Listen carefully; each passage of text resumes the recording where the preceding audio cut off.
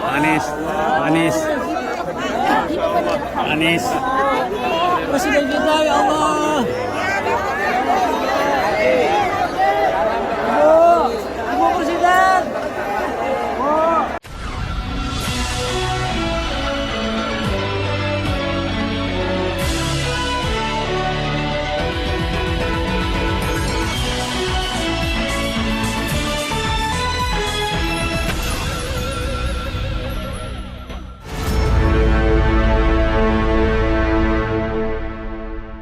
Assalamualaikum warahmatullahi wabarakatuh. Saya Hersu Arif dari Forum News Network. Bakal calon presiden dari Koalisi Perubahan untuk Persatuan, Anies Rashid Baswedan, Rabu dini hari tadi tiba di tanah air setelah menjalankan rangkaian ibadah haji di Tanah Suci Mekah dan Madinah. Kedatangan Anies di Terminal 3 Bandara Soekarno-Hatta Cengkareng, Banten disambut ribuan pendukungnya. Mereka rela menunggu berjam-jam, begadang sampai dini hari untuk menyambut figur yang akan mereka dukung pada Pilpres 2024. Presiden yang akan datang. Kedatangan Haji Anies Baswedan tanggal 11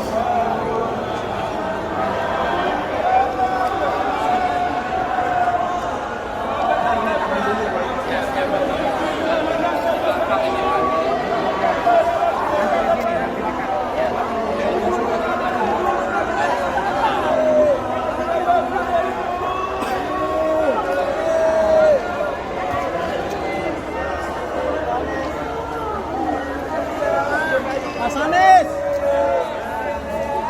Mas Anies. Masih dia agak ditahan ya. Anies. Pak Presiden. Amin, amin. Bisa doakan ya. Pak. Pak. Semoga Bapak jadi presiden, Pak. Anies, Anies, Anies. Presiden kita ya Allah. Ibu Presiden. Pesawat yang membawa Anies dan rombongan beserta ini rombongannya terdiri dari keluarga besarnya tadi malam itu mendarat sekitar pukul 23.55 waktu Indonesia bagian barat, jadi menjelang beberapa menit menjelang dini hari, menjelang tengah malam maksud saya. Namun Anies baru tampak keluar dari bandara pada pukul 1.43 dini hari. Kendati sudah dini hari, masa yang menyambutnya tetap antusias. Selain para pendukung, ikut menyambut kedatangan Anies itu Ketua Umum Partai Demokrat Agus Harimurti Yudhoyono. Dari jajaran petinggi partai pendukungnya, yakni Nasdem, PKS dan Demokrat, Agus Harimurti Yudhoyono ini memang tampak yang paling antusias. AHY ini waktu itu juga melepas keberangkatan Anies saat dia berangkat haji pada tanggal 22 Juni 2023 dan kemudian sekarang dia kembali menyambut kedatangan Anies. Fenomena kehadiran penyambutan Anies oleh ribuan relawan ini sekali lagi menegaskan kepada kita kekuatan utama Anies itu pada relawannya. Ada partai politik itu memang menjadi salah satu syarat sekarang ini pencapresan, yakni presidensial threshold 20%. Dan kalau kita lihat anatominya, relawan pada Anies ini betul-betul relawan dalam artian sesungguhnya relawan yang mereka bergerak tanpa dimobilisasi. Dan saya simak ini mereka datang dari berbagai daerah, ada yang dari Banten, dari Jakarta, dan juga beberapa wilayah di Jawa Barat. Mereka datang dengan kendaraan pribadi maupun bersama teman-teman, dan ada juga yang patungan mencarter kendaraan. Sambutan kembalinya Anies dari Tanah Suci ini jelas menjadi menarik untuk bagi publik, dan juga sekaligus juga menjadikan kita memahami bagaimana anatomi pendukung dari para calon presiden ini. Karena kali ini kan yang melaksanakan ibadah haji itu bukan hanya Anies Baswedan, tetapi Ganjar Pranowo juga melaksanakan ibadah haji bersama dengan Anies Baswedan. Tetapi kita tidak melihat ada penyambutan yang meriah dari para pendukungnya. Dukungan dan sambutan dari para relawan militan ini tidak hanya saat kepulangan Anies, namun juga berlangsung selama dia berada di Tanah Suci. mereka ini selalu berebut mengerumuni Anies dan beberapa di antaranya itu mendokumentasikan dan membuat kontra narasi ya. Ketika kemarin selama Anies naik haji itu kan disebut-sebut dia ngibul mengaku-ngaku diundang oleh kerajaan besar Arab Saudi sebagai tamu kehormatan. Tetapi kemudian terbukti memang apa yang disampaikan oleh Anies itu benar adanya, karena selama dia menjalankan rangkaian ibadah haji itu Anies Baswedan mendapat pengawalan ketat dari pasukan atau askar Arab Saudi berbaret merah. Aktifnya para pendukung Anies itu juga terlihat dari salah satunya adalah konten ini ya. Ini konten ini dibuat oleh seorang pendukung Anies yang mendokumentasikan dan mewawancarai seorang petugas, 2 orang ini petugas dari Dream Tour ketika Anies di sana untuk menjelaskan bagaimana sebenarnya status dari keberadaan Anies di Arab Saudi itu. Apakah betul hanya menggunakan Dream Tour seperti dinarasikan oleh para buzzer pendukung pemerintah, atau sebenarnya dia itu memang benar-benar diundang oleh pemerintah Arab Saudi. Jadi Ustadz ini Masya Allah dari Dream Tour ya kan? Dream Tour insya Allah. Pak Anies berarti ikut travel Dream Tour? Oh, jadi beliau diundang sama kerajaan. Klarifikasi, beliau diundang sama kerajaan. Jadi yang memfasilitasi untuk jalannya itu Dream Tour. Tapi beliau diundang sama kerajaan. Jadi beliau diundang kerajaan, tapi yang memfasilitasi di Mekah, Madinah semuanya dari Dream Tour.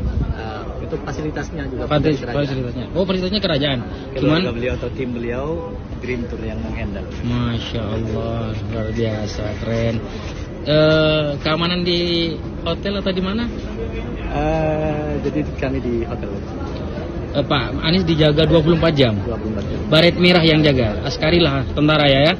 Masya Allah tuh, sampai makan kita lihat dijaga sama yang baret merah, luar biasa.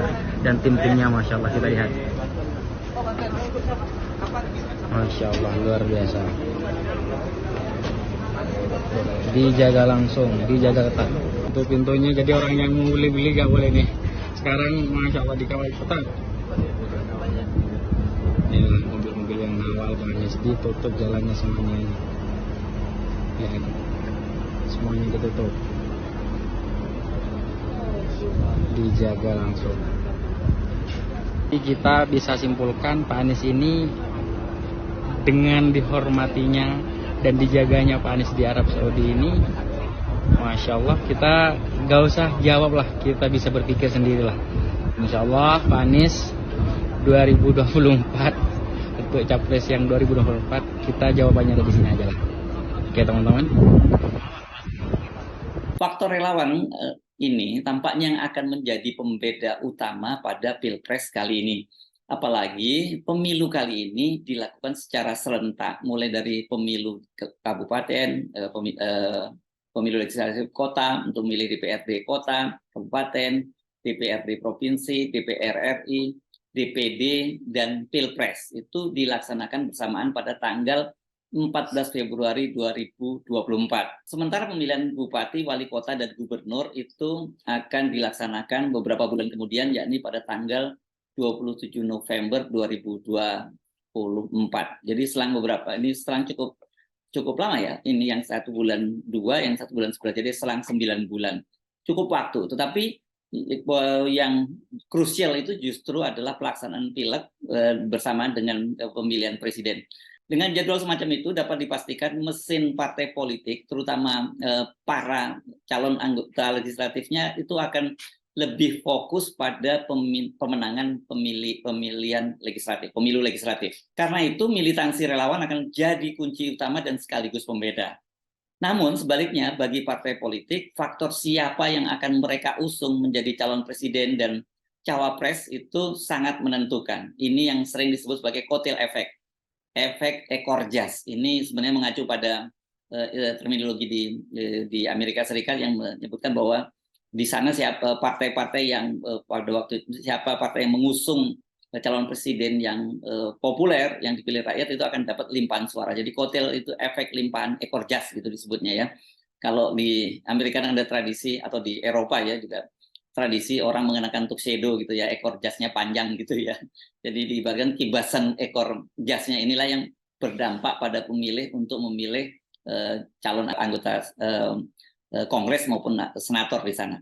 Hal itulah yang menjelaskan mengapa partai politik itu berebut figur-figur populer, figur-figur yang kuat sebagai calon presiden, atau ini kalau mereka punya kader yang kuat, mereka akan mengajukan capres dari kalangan internal, capres maupun cawapres dari internal, agar dapat mendongkrak perolehan suara pada Pileg 2024. Dan saya kira faktor kotil efek kali ini itu akan sangat signifikan karena tadi pemilunya itu pemilu legislatif sama dengan pemilu presiden. Di kubu Anies misalnya, Partai Nasdem yang tidak punya figur kuat itu sejak awal itu mencalonkan Anies Baswedan. Ini malah yang pertama kali dia mencalonkan Anies Baswedan. Jadi Nasdem jelas ingin mendapatkan kotil efek dari Anies Baswedan.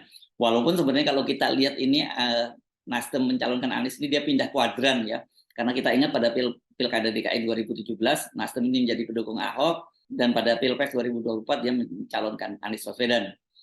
Demokrat, seperti yang kita ketahui, ngotot mengajukan Agus Harimurti Yudhoyono. Ini sekaligus dia ingin melempar satu batu dua burung langsung mati ya. Kalau kemudian AHY itu jadi pasangan dari Anies Baswedan, yang langsung terasa itu dipastikan adalah kotel efek terhadap Partai Demokrat. Tetapi kalau kemudian Anies dan AHY ini menang, kan berarti AHY juga akan jadi wakil presiden. Jadi ini untung banyak ini kalau kemudian AHY yang akan digandeng oleh Anies Baswedan sebagai calon wakil presidennya. Bagaimana dengan PKS? PKS ini nggak ngotot untuk mencalonkan calon wakil presiden ya dari kadernya itu, karena kelihatannya memang PKS ini sekarang ini yang paling diuntungkan di antara tiga partai itu ketika dia memutuskan untuk mengusung Anies Baswedan. Sebab bagaimanapun juga PKS ini punya sejarah panjang dengan Anies Baswedan. Itu sejak Pilkada DKI 2017. Bagaimana dengan partai yang lain? Saya kira begitu juga ya, di koalisi yang lain maksud saya. Gerindra misalnya sekarang ini sudah merasa aman dengan pencapresan Prabowo Subianto ya. Dengan Prabowo maju sebagai calon presiden saja, ini dipastikan kerja dari para calon anggota legislatif Gerindra ini tidak terlalu berat ya. Ini mereka tinggal fokus ke daerah pemilihan mereka dan mereka menjual nama Prabowo. Sementara PKB, PAN dan Golkar ini yang sekarang ini berebut posisi calon wakil presiden. Tadi itu karena mereka ingin mendapatkan kotil efek, dampak dari kibasan ekor jas. Di Golkar itu kita kan tahu baru dalam sehari dua hari ini jadi ribut-ribut yang dikabarkan bahwa Dewan Pakar itu akan melakukan kudeta terhadap Airlangga Hartarto karena nasibnya tidak menentu, boro-boro menjadi calon presiden seperti diamanahkan oleh Munas 2019. Untuk menjadi calon wakil presiden saja ini nasibnya tidak jelas, dan ini dampaknya ini kepada para calon anggota legislatifnya ya, karena mereka tidak dapat efek ekor jas dari Airlangga Hartarto. Yang rada aneh dan ini ajaib itu kan sebenarnya PAN ya, karena PAN itu kan sekarang ini ngotot sekali untuk menjadikan Erick Thohir, Menteri Negara BUMN Erick Thohir itu sebagai calon. Nggak penting apakah calon presidennya itu Ganjar Pranowo atau Prabowo Subianto, yang penting jadi calon wakil presidennya. Padahal kan kita tahu ini antara Erick ini dengan para pemilih PAN yang nggak ada bondingnya. Karena kan konstituen PAN ini sejauh ini secara tradisional adalah Muhammadiyah, sementara Erick ini kan memang tidak punya latar belakang itu. Belakangan sih dia lebih mendekat ke NU ya, dengan menjadi kader, jadi Banser Ansor yang bersertifikat itu. Gitu. Jadi sebenarnya pilihan atau ngototnya PAN ini adalah salah satu keajaiban pada Pilpres 2024 ini. Di PDIP, Ganjar Pranowo itu juga tidak punya kotil efek yang kuat kepada PDIP. Ini malah terbalik ya, karena Ganjar itu sekarang sangat bergantung pada PDIP. Sementara P3 itu mengadu peruntungannya dengan mengajukan Sandiaga Uno. Mirip dengan Erick di Partai Amanat Nasional, Sandi ini agak berbeda sedikit karena Sandi itu dia memutuskan untuk menjadi kader P3 dan itu dia bela-belain tuh keluar dari Partai Gerindra. Tetapi tetap saja kalau toh sekarang itu Sandiaga Uno itu menjadi kader P3 ya ini kader naturalisasi ya. Kembali ke soal Anies Baswedan, fenomenanya memang khas ya. Kekuatannya itu pada relawan non-partai. Mereka ini juga akan menentukan elektabilitas partai. kepada partai apa para relawan ini nanti akan melabuhkan suaranya, apakah kepada Nasdem, PKS, dan Demokrat.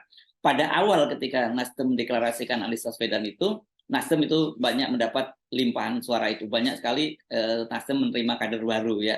Ini dipastikan efek dari keputusan mereka mendeklarasikan Anies Baswedan. Nah sekarang apakah kemudian ditarik ulur semacam ini, kemudian mereka tetap berada di Nasdem, atau kemudian mereka akhirnya memutuskan melabuhkan suaranya ke PKS dan Demokrat, ini yang masih kita tunggu ya. Namun Anies ini juga selain dari para relawan non-partai, dia juga mendapat limpahan suara dari relawan yang terafiliasi ke partai politik non-pendukungnya atau non-koalisi perubahan untuk persatuan. Mereka ini tergabung dalam KIB. Ini bukan KIB Koalisi Indonesia Bersatunya Golkar, P3 dan PAN, tetapi KIB ini singkatan dari kuning, hijau, biru. Dari namanya tadi Anda sudah bisa menduga bahwa kuning ini adalah para relawan yang terafiliasi dengan Partai Golkar atau kader Partai Golkar, hijau ini adalah kader P3, dan biru itu adalah kader Partai Amanat Nasional. Suara dua partai, yakni P3 dan PAN, itu dipastikan akan secara signifikan tergerus karena mereka itu tidak mendukung Anies Baswedan. Dari berbagai survei internal sendiri, mereka mendapati bahwa mayoritas pendukung dari PAN dan P3 itu ya akan mendukung Anies Baswedan pada Pilpres 2024 nanti. Di antara masa penyambut Anies di bandara tadi malam itu, menurut Habil Marati, ini tokoh P3 yang kemudian membuat forum Ka'bah Membangun, ini yang sekarang jadi penggerak dari kuning hijau biru ini, koalisi kuning hijau biru ini, koalisi KIB ini, dana di antara ini ada simpatisan dari kuning hijau biru itu yang ikut menyambut Anies Baswedan tadi malam. Jadi sambutan terhadap Anies yang meriah dari pendukungnya tadi malam itu bisa menjadi indikator sebenarnya seberapa kuat masa relawan pendukung Anies, sekaligus juga bagi partai yang tergabung dalam koalisi perubahan untuk persatuan yang cerdas dan jeli memanfaatkan peluang ini. Harus mereka garap sebagai ceruk pasar mereka ya. Ini maksudnya bagi PKS, Nasdem, dan juga Demokrat gitu. Jadi jangan sampai terjadi seperti yang dilakukan oleh PDIP gitu, yang mengabaikan bahkan terkesan menolak relawan pendukung Ganjar Pranowo. Ini kan banyak uring-uringan ya, relawan Ganjar Pranowo itu yang merasa ditolak oleh PDIP, dan salah satunya itu adalah dari PSI. Kalau ini PSI ini partai, tapi mereka menjadi relawan pendukung Ganjar Pranowo. Akibatnya mereka ini sekarang ini menjadi masa galau, atau kalau dalam bahasa politiknya menjadi floating mess ya. Mau tetap dukung Ganjar, tapi tidak diakui oleh PDIP. Sementara kalau kemudian mereka mau mengalihkan dukungan katakanlah kepada calon presiden yang di-endorse oleh Pak Jokowi, yakni Prabowo, mereka ini memang sejak awal udah nggak suka dengan Prabowo gitu. Tapi kalau yang lebih tidak mungkin lagi kalau mereka itu mengalihkan dukungannya kepada Anies. Itu yang sangat ekstrim, sangat mungkin itu terjadi semacam itu. Jadi jadilah mereka ini para relawan yang galau gitu ya. Nah, saya kira ini yang jangan dilakukan oleh partai-partai di koalisi perubahan untuk persatuan, yakni Nasdem, Demokrat maupun PKS ya. Harusnya mulai saat ini mereka mulai merangkul para relawan ini, karena sesungguhnya inti kekuatan dari Anies Baswedan itu adalah pada para relawan. Saya Ismun Arif dari Forum News Network. Sampai jumpa lagi. Wassalamualaikum warahmatullahi wabarakatuh.